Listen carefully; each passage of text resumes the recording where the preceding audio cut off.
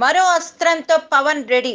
జనసేనను సంస్థాగతంగా బలోపేతం చేసి ప్రజల్లోకి తీసుకువెళ్లేందుకు పవర్ స్టార్ పవన్ కళ్యాణ్ సిద్ధమవుతున్నారు. భారీ సమావేశాల ద్వారా పార్టీకి జవసత్వాలు నింపాలని కృతనిశ్చయంతో ఉన్నారు. 2019 ఎన్నికల్లో పోటీ చేస్తానని ప్రకటించిన పవన్ ఈలోగా పార్టీని పటిష్టం చేసే పనిలో పడ్డారు. ముఖ్యంగా ప్రజా సమస్యలను వెలుగులోకి తీసుకొచ్చేందుకు అన్ని జిల్లాల్లో సభలు నిర్వహిస్తున్న జనసేనాని ఇప్పుడు మరో సమస్యపై సమరశంఖం పూరించేందుకు సమాయత్తమవుతున్నాడు.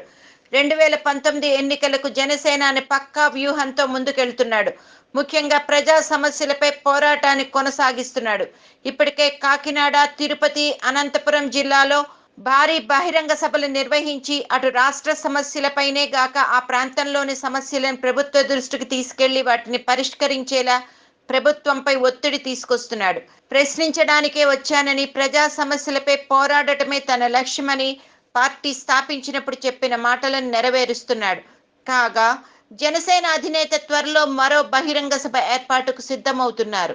తన తదుపరి సభను ఒంగోలులో నిర్వహించుతున్నట్లు సమాచారం.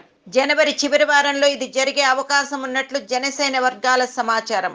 అక్కడ స్థానికంగా ఒంగోలు జిల్లాలో ఉన్న సమస్యలపై పవన్ ఇందులో ప్రస్తావిస్తారని తెలుస్తోంది. Mega food park, Uddanam, kidney సమస్యలతో బాధపడుతున్న వారితో ముఖాముఖి సమావేశాలు కూడా ఏర్పాటు చేసి వారి సమస్యలను హైలైట్ చేసిన విషయం తెలిసిందే.